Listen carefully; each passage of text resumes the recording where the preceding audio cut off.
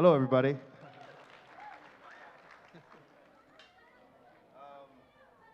Okay, for those who don't know, this instrument right here is a trombone. It's not a trumpet. It's a trombone, slide trombone. And I'm going to be talking today about intuition versus technique. So I came up with this idea, I guess when I started music, probably when I was 16. And I picked up my first trombone and started playing. And I remember one of my first experiences with learning music was I was in a choir, in a church choir, and I recall how we used to learn music. We used to learn music through verbal. The choir director would tell us what to sing or how to sing the notes, and then everybody would sing the notes, and so we'd have to repeat those notes, and we would learn an entire song like this. And on the parallel side of that, I was also in a band which required me to do a lot of reading music and practicing a lot of scales and more of like a routine of rudimental studies and stuff like that. And so already I started to see like the differences of approaches. And this became really clear to me. I'll share a story, but first I'll just give a little background about me. So right now I currently play with the Malaysian Philharmonic Orchestra as a principal trombone. And I've been there for about 7 years. I studied at Juilliard in New York City for about 6 years. And I grew up in a very small town in Arkansas called Fort Smith, which is very different than New York and very different than KO also. So can everybody hear me okay? Yeah, everybody hear me okay? Okay. So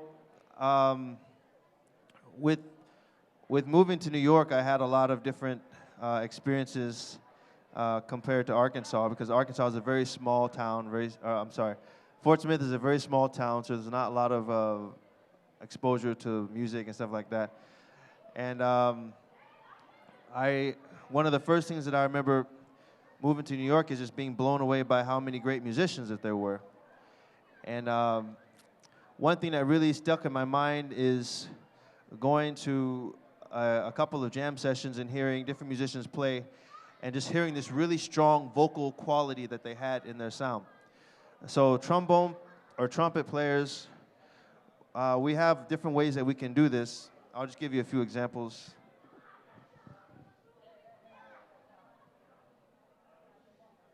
So this would be like if someone was this would be if someone was angry, okay?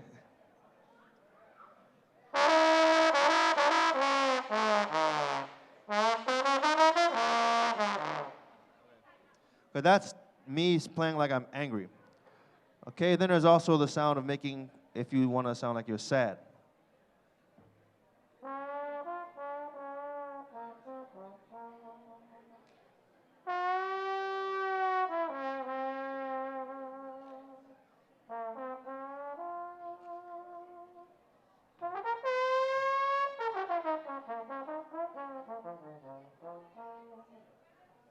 Okay, so that's more of a sad sound, I like to think.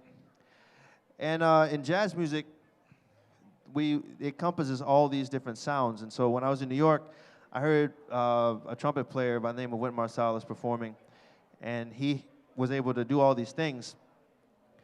And so I'm just starting to kind of figure out, like, okay, so when I was young, I used to study this type of music where I was learning verbally, and then I started learning a bunch of scales. And then I hear people applying all of these different emotional qualities to the music. How do you do that? So one day I was coming home from a a vacation with the MPO, and I talked to my mom. And my mom is a self-taught pianist, and I remember growing up and seeing her perform in church all the time, and she would lead the choir and sing really great. And people would always cry when my mom would sing, so I thought that was pretty amazing, even though I totally took it for granted. And one day we were learning a song together, and she was just playing, and I asked her, I was like, Mom, like, you have such an amazing skill, an amazing musician, an amazing talent. Like, why didn't you ever give me lessons? Like, why didn't you ever teach me how to play? And she said that she didn't know how to teach me. She didn't know what to tell me to do. And so that's when I started to connect the dots and think like, okay, there's another type of learning that goes on with music. Because what she does is she's demonstrating something that's completely intuitive. And so when you study like I did in a band, where you learn scales and you learn a bunch of technical studies and stuff like that, it's a different type of thing, because it's not so much about learning from like oral like teaching. It's more like learning from pages and stuff like that. And so I started to figure out like, well, how do these two worlds relate to each other? And so when I started going out to shows and seeing different musicians perform and doing my own practicing, I started to realize that there's a place in the middle where the two have to meet. And you practice the technique to develop a stronger sense of intuition. So the intuition or the intuitive side of your music is like your instinct. It's the thing that you're born with that just you naturally think of and you just do. But sometimes we're very afraid to approach that because we don't know the scales or we don't know the certain style of music. And so when I entered Juilliard, I started to study jazz music. And this was one of the really great things for me because it helped me to learn how to combine these two. So, and I'll give you some examples. So with jazz, a lot of what we have to do with learning. So you would take a solo, or like some of the great musicians. Like anybody's ever heard of Louis Armstrong before? Got Louis Armstrong, yeah. Or Charlie Parker, yeah. Duke Ellington, Miles Davis. The list goes on. For me, for trombone, it was J.J. Johnson. And so what the teachers would tell us to do is they would say, okay, you take these great players and you transcribe solos. And so what transcribing a solo means is that you're going to learn the way that they play, the notes that they play off of a record. So like let's take a record, for example, like a very, very famous Miles Davis album called Blue and Green, which was released in 1950s. You take one of those solos that Miles played that you really like, and you learn the solo verbatim. And what this does is it is supposed to increase your level of knowledge in the jazz vocabulary. But most importantly, it's developing like a different sound set for your mind and your approach to music. And so when you play a song, you've already got this idea in your mind just from listening to Miles Davis or learning his solo. And when I thought a little bit deeper about it, it made perfect sense because when you listen to the radio all the time, you're constantly just absorbing music all the time. And sometimes you'll just sit in the shower and you'll be randomly just singing like a Katy Perry song. And you think like, oh, this is nice. And you'll be surprised that if you took a moment, like especially if you're a musician, if you recorded yourself playing just free thought, no rule, just playing, whatever, those ideas would eventually come out. It's exactly the same as if you're learning a language and you're around like a lot of friends or whoever, you automatically start to pick up the type of speaking devices that the people around you use or whatever. And so this was a very interesting point for me in my development because I learned that it wasn't really about studying the music as far as like the notes and all this stuff, but it was more about trying to absorb the sounds is try to absorb the sounds so that I could naturally, intuitively recreate those sounds at a given moment and not have to think about it and start to really communicate the language of music this way rather than approaching it through a technical side. And so when I thought about this made what my mom does, it makes so much more sense. Because when she learned music, she never really studied scales. She would always listen to like recordings, and then she would take those recordings and just fight her way through whatever it was that she was trying to learn, and then just learn it. And then by the end of the whole whatever time that she needed to learn that particular piece of music, she'd have all of this information that would come out just from learning that 1 5-minute piece of music. And this is really important because, like I said, coming from my background at Juilliard, I also studied in the classical division. And so I'll get more into that. So another thing about the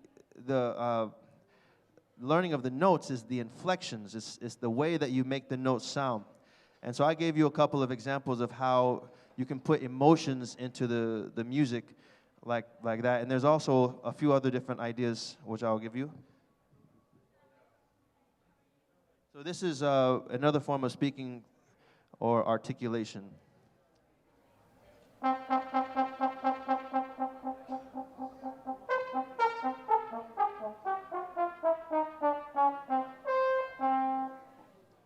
So all these things are just ways of playing a different note.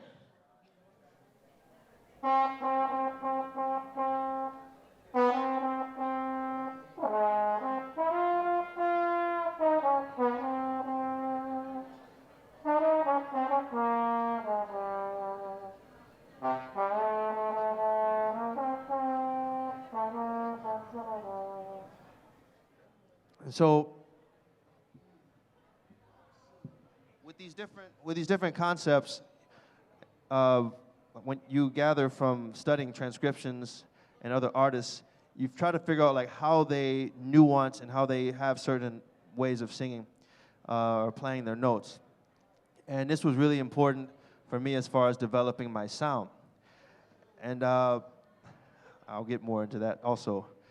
So I'm studying a lot of jazz artists, and I'm trying to figure out, like, okay, I want to play jazz. I want to sound like Louis Armstrong. I want to sound like Clark Terry. I want to sound like Dizzy Gillespie.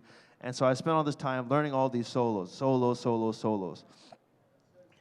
On the flip side of that, I was in the classical division, and I had a really great teacher who's currently the principal trombonist for the New York Philharmonic Orchestra. And he took me through a different routine. And so in that division, we would learn how to play classical solos. And so these solos were different because they would give you a little bit of a look into studying music from different periods and trying to apply the appropriate style to that music. And I mean, I won't really give you too much. This is a example from one of those. This is a famous trombone solo.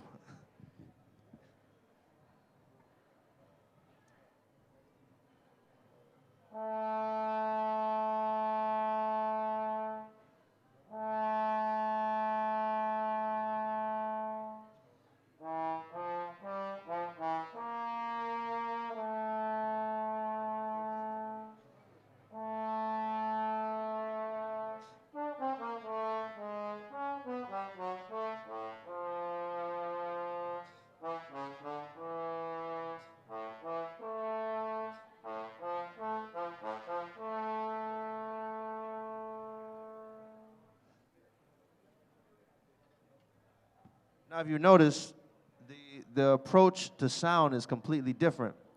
And this is one of the things that's really special of orchestral music. It has a need for the brass instruments to create this really resonant and big sound as we support a huge ensemble of musicians. So there's also other different things that we do with our articulations for different styles. For example, if you're performing a Beethoven symphony versus a Shostakovich symphony, there is different stylistic approaches for that. And there's also the same in jazz. If you're playing a Duke Ellington period piece versus a Miles Davis. So all these things are just different ways to kind of look at music in a broad scale. So how this all relates to technique versus intuition? Well, after studying classical music and studying jazz music, I used to have this thing about like, well, what is my sound? How do I develop a sound that's mine? And one of the questions that I would get from all of the workshops that I would do, or festivals or whatever, is like, how do you combine jazz and classical music? How do you play hip-hop music? How do you play R&B music? How do you play country music? Like, how do you do all of these different things? How do you fit into these different environments? And I remember thinking that what I wanted to do was I wanted to create a sound for myself that I could use in all things, like whatever. It was going to be my sound, my individual sound. And so one of the things that I learned from jazz is that you study all of these great artists, these great musicians, Miles Davis, Charlie Parker, and the list goes on of who I mentioned, to develop their nuances and their concepts to put into your pocket. They're like little bitty tools that you use. And so, like, let's say if you get into the situation where you're playing a fast bebop tune,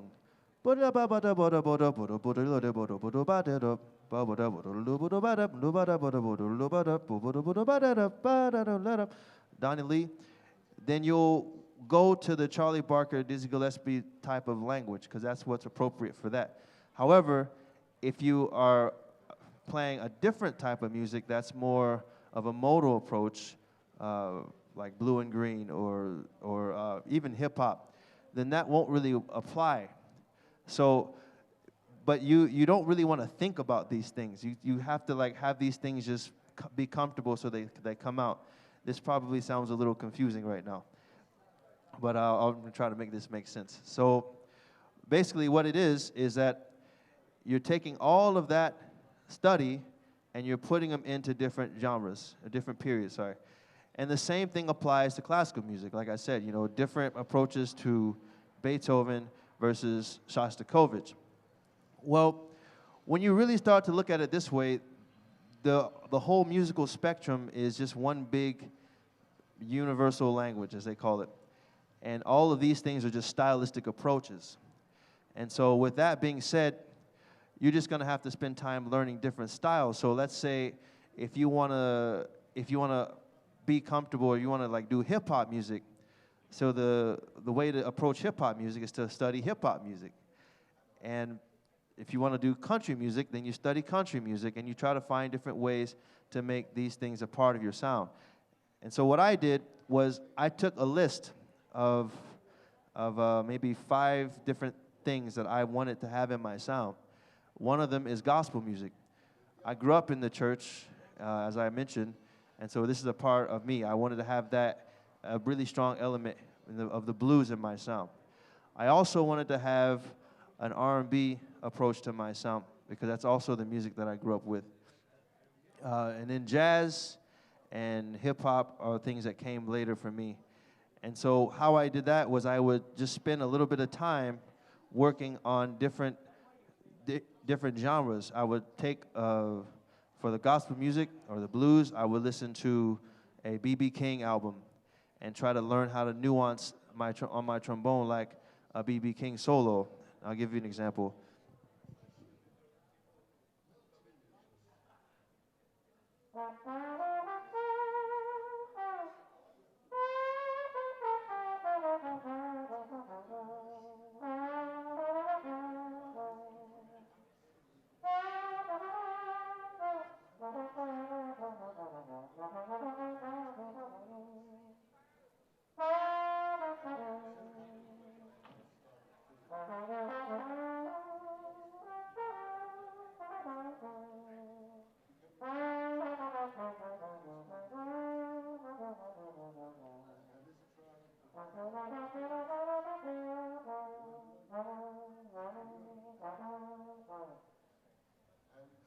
So these are just different ideas, okay? So that's a B.B. King approach.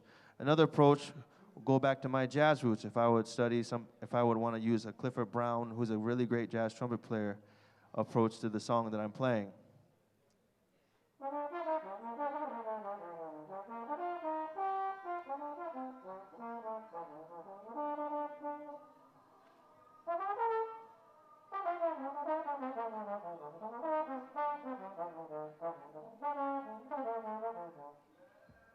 completely different approach, and all valid. So with these things, just constantly trying to find music that I liked and that I wanted to use into my language.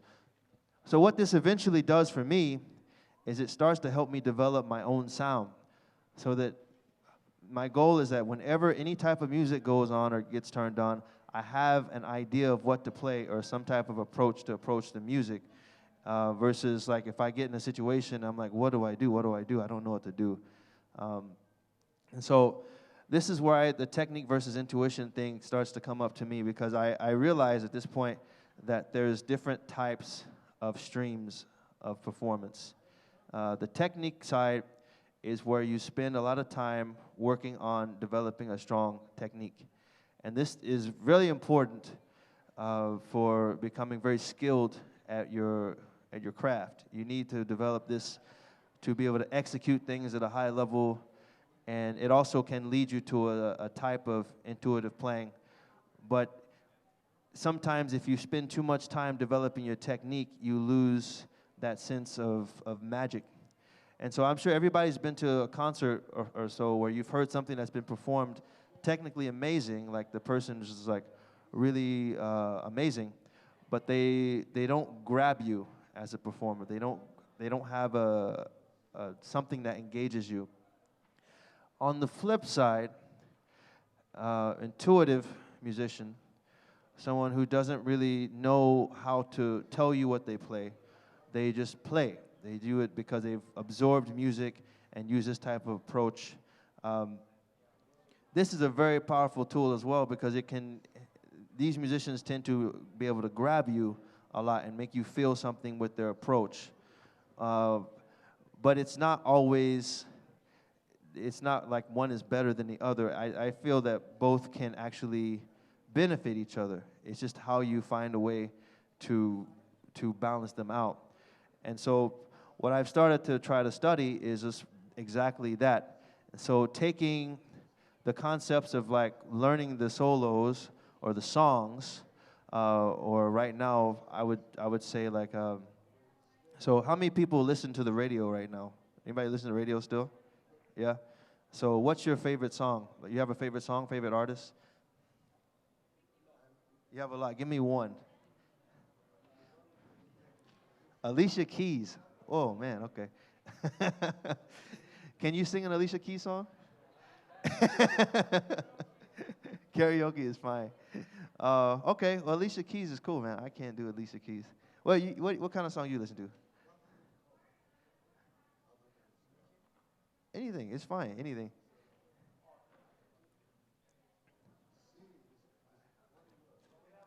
Huh? City No Elisa. Okay, that's good, that's good. How about you? What kind of songs do you listen to? What kind of music, yeah. Huh? The 80s nonsense. The 80s is actually pretty hot right now. It's in, so it's cool. No, that's cool, because like, so you take that, what you listen to, and then you try to make that officially a part of you. It already is, actually, because you've just been absorbing that music. So now we're just going to try and execute it.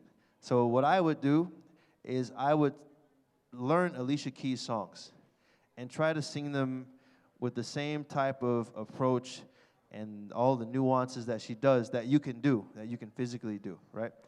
And then that sound becomes a part of you, you know. And it's interesting because I have a lot of students who I work with, and they're afraid to learn material from the people that they enjoy, or the music that they enjoy, because they think they can't attain that aesthetic. But actually you can, because you've already been listening to it so much. You just have to spend a little time with it.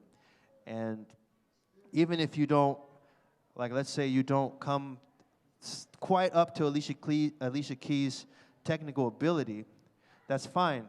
You can get into Alicia Keys' emotional intentions into her music. And you can get into her, maybe the way she delivers a song with her lyrics, you know, the way that she speaks the songs. And these are all very important variables for how you're going to perform your music. And most importantly, develop your sound. And so I think that with all these things, like let's say you take that, and then you take a hip hop song. So for me, I went through a period where I didn't really grow up listening to hip hop until maybe like I was maybe 21. I started to really like it, and there was this Notorious B.I.G. album called what was it, Life Ready to Die? I think that was a good one. And he has this really famous song where it starts off with some words that I'm not gonna say. But what really compelled me about the song was the rhythm of what he was saying, and the rhythm is like da da da da da, ba ba do do do ba do do ba do do da da da da da da da da da da da da da da da da da da. And so I thought, okay, how can I use that in my music, you know? And so, I mean, anybody who's around KL knows that like KL is a really great place because it has so many different pockets of musicians that perform such a wide variety of music. And so basically like having that in my pocket, I can, if I find myself at, I don't know, a thing where Joe Flizzo is playing and everybody else is playing and they're doing a hip hop thing, then I go, oh, trombone solo, why not? Here we go. And I have something to play because I listen to that music. And so I find that like all these things are just developing like your sense of sound and trying to get that same approach to, I'm sorry, developing that sense of sound and trying to be able to develop your approach in different styles. How does this work for me at work? Well, a lot of times we have like a performance where I have to do a solo or something like that. It's when I was younger, I would get really worked up and like trombones have this really big solo in the orchestral repertoire called Ballroom, where we have to play a really high note without any practice or any prep, and we just play it.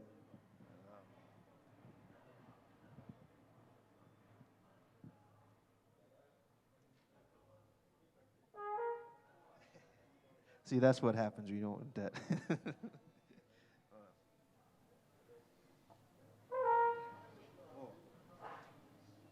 Last time.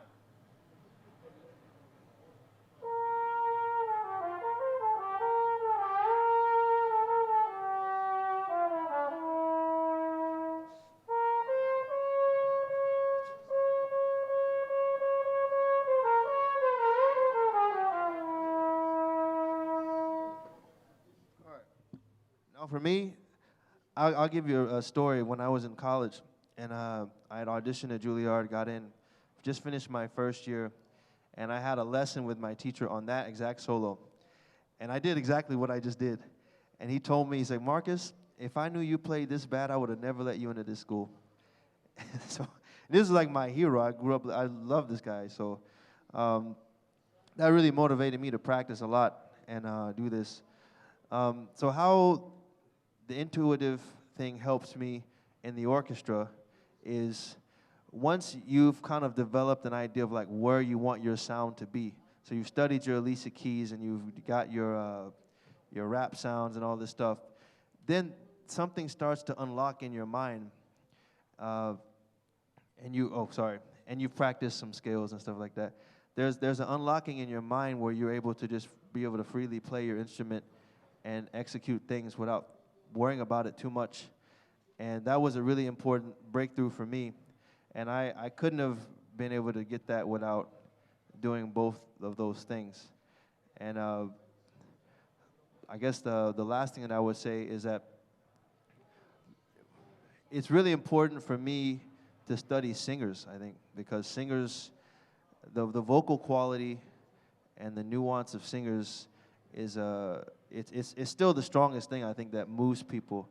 So like there's a new Adele song that just came out, and I mean, who's heard this song? You heard this song? You know the song? Yeah. Every time I hear this song, it's got it's got like a timeless feeling. It makes you feel happy and sad, all at once. And this is a very great thing by Adele that she does, and she has such a strong quality in her voice. And so I always like that, and I'm thinking like, how can I make, my music or my trombone sound like that? How can I make people feel that with what I'm doing? And I don't know, I record myself and I'm like, man, I sound really bad. I can't do that. So what do I need to do? So I would check out an Adele song and I would listen to her and I would try to get into that sound and try to figure out like how to make whatever I'm doing sound exactly like her. And hopefully somebody feels that sense or that feeling that she does when you do it, when I do it. So um, I don't know. I feel like that it's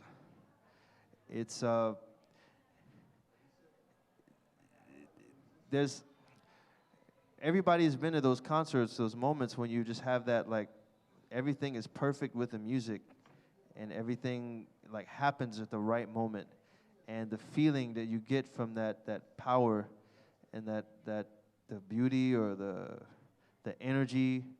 I don't know. It's like it really takes you to another place, and so constantly wanting to chase that is a is a goal, and I feel like it's easily more attainable with the technique and the intuition aligning.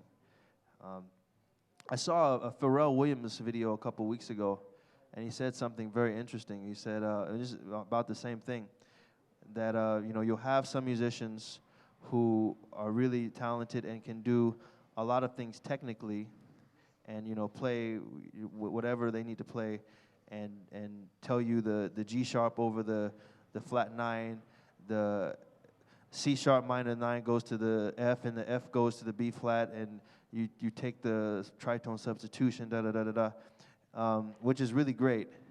And you take a musician who doesn't really know harmony, but they have a really strong ear, and they can play and do all these things by ear, and not really tell you what it is. And both are really effective and strong qualities to have. And it's just depending on like what really works for you and how you want to develop and push your artistry. And so I don't know. I think they both really are cool, and I try to figure out how to make it sound right. And just the other day, I tried this in the orchestra, and it didn't work. Where there's a part where the beat is actually like a really big beat. It's like doom, doom, doom, doom. And I told my trombone section, okay, we're gonna try to do like a hip hop thing here. So we're gonna try to lay back on the beat a little bit and see what the conductor says. And so we. So it just goes boom. We're like bam, bam, boom, bam, bam, boom, bam, bam, boom, bam, bam. And he got pissed off and was like, hey, he got really upset. So he didn't understand that. But anyway, it was worth a try. And so, we just tried it, and I think it was fun. So I don't know. We keep doing it. So, but anyway, and so continuing. So I got with my band Basement Syndicate, and this is where all this stuff really starts to make sense. Because Basement is a collective of 4 people. We have a keyboardist from New Zealand. We have a drummer who's born in Chicago actually, but he's Malaysian, and a bassist is from Johor Bahru, and then myself. And so the 4 of us create music as 4 equal parts. So everybody has a say in how we create our music, and the way that we write songs is never through like writing charts or anything like that. It's always through the way I previously described, like somebody sings something, someone demonstrates something, and then you learn the song. And then once we learn the song, it's learned. That's it. And it's hard to unlearn it. So like if we ever want to change the arrangement or something like that, someone always gets messed up. So this is fine. And this was really, really vital to me because it helped me understand the element of teamwork and all this stuff. And this is a very important part of music is when you have the understanding of when to take your position as the lead and kind of be out of the way. And all these things are definitely a part of building a strong intuition to know when you need to shine and when you need to back off. And so there was a really great story I have when we played in Jakarta for the first time. And there was this really great rock festival about maybe 5 years ago called 1,000 Rock Bands. And I think we went on, I can't remember the name of the band, but there's probably like 10,000 people in the audience. And so we go on stage, everybody's like excited, Basement Syndicate, blah, blah, blah, blah, blah. And so we start to play our first note, boom. And you see all the 10,000 people just go over and get some coffee or something like that, and they leave the whole area. And of course, we were a little upset about that. We didn't like that too much. But that was a really great learning experience because we didn't really pay much attention to what was happening in the crowd and what was going on. And so we made the people leave. And I think that was a great lesson for us as far as like learning how to be a little bit better in understanding what we wanted to deliver in our music. And I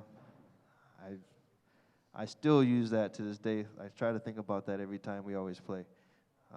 You always want to play or do something that you want to make people feel something or be connected to what you're doing in some kind of way, because otherwise it's kind of like you're practicing for yourself, and I don't really think that anybody likes to do that. So, yeah.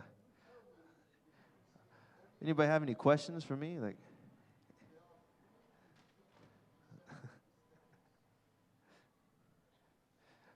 so you sing Alicia Keys, right?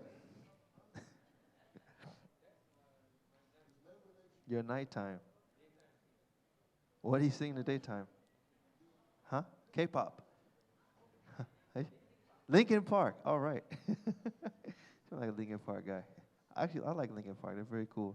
Very cool. Yeah, I like Linkin Park. What about you, man? What do you like?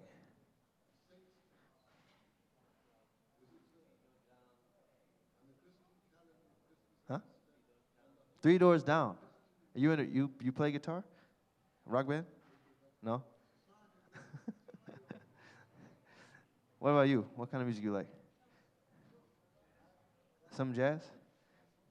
Huh? Skin Saw. Christian Scott. Oh man. All right. Cool. Actually, that's a good album. So going back to more of the technique versus intuition, in jazz, this applies also, and it's really strong. When you hear some of the great jazz albums, like the John Coltrane Quartet, Christian Scott, and it seems like the music is alive, like it's beating with like something. And I hear a lot of old jazz musicians talk about this, how they actually were really upset that the jazz music got the terminology jazz, because it was just a music to them. The music has like a life because the musicians are not thinking about what they're playing. They're just, the piano player goes ba-da-da-da, and then the drummer goes ga-dum-go-dum, and then the saxophonist goes ba-da-ba-do-ba-do-ba. And so it's constant communication.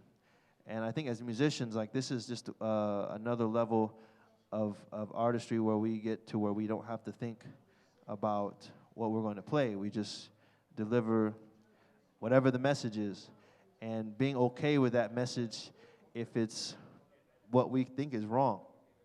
And that's the really difficult part, is that sometimes when you perform, you're because you want to be great or you want to perform well, you think that, oh no, I'm not playing very well. People aren't going to like what I have to say as a musician. And then you miss that point where people are just listening to you. They don't have any like judgments about what you're playing. They're just appreciating what you're doing. And that's enough, you know. And so I think that when you're able to become comfortable with that, then it not only helps the audience, but it helps you, and it even helps the audience even more because they get to appreciate your natural self. So I'm going to play one more thing for you.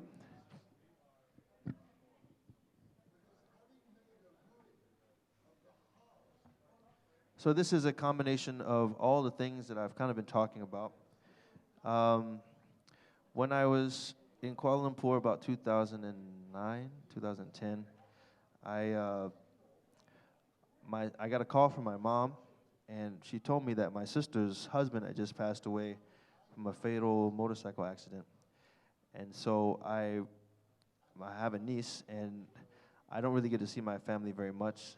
And so I thought, And if there was anything I would like to do right now, I'd like to just give my niece a hug and tell her, like, hey, it's all right.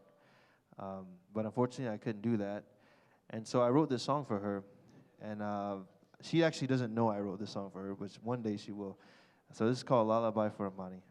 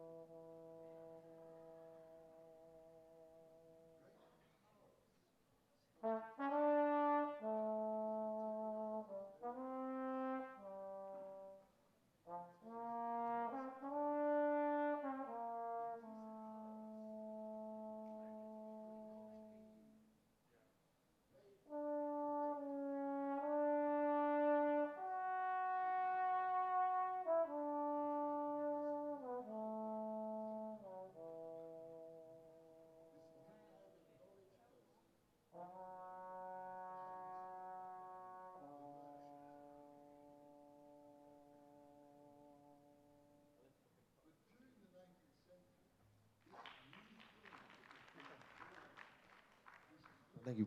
So that was for my niece, and I tried to make it so that I'm actually singing to her, even though I don't really.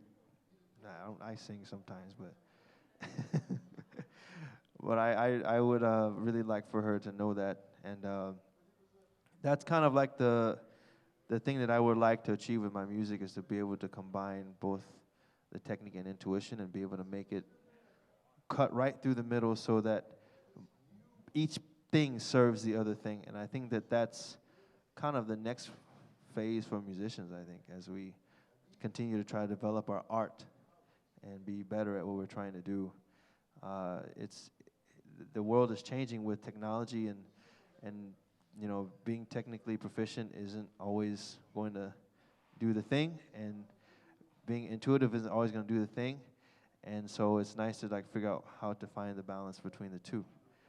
And like I said, I think that the best way with that is just making each of those things become elements of study rather than the mysteries. So you apply a technical approach to learning intuitively. You learn how to make something sound like a voice by learning by learning the inflections. You make that into an exercise. So like if you are, let's say, well, I play trombone, so I'm going to make it relative to trombone, but you could be on guitar too, it doesn't matter, or cello. And you said Alicia Keys, right? I see Alicia Keys song. Doo-doo-doo-doo-doo. How's that song? Some people live for the mountain. Yeah, say.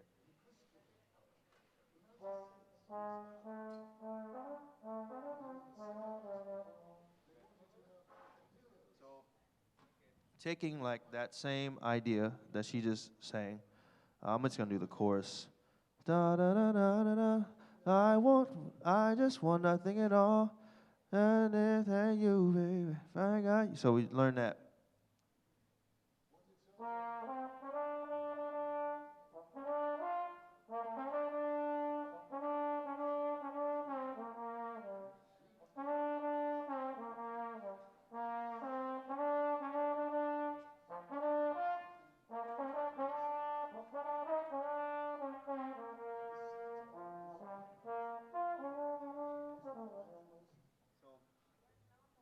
That's like taking her sound and then trying to get that out to you on this thing, which is completely different than the first thing I played.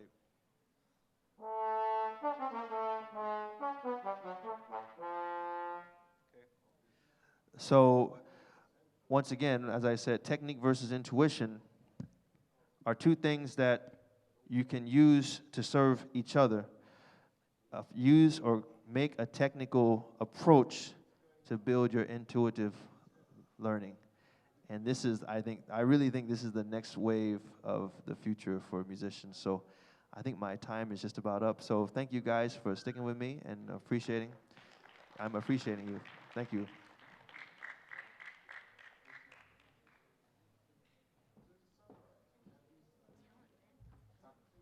What a talent. Thank you so much, Q Sounds.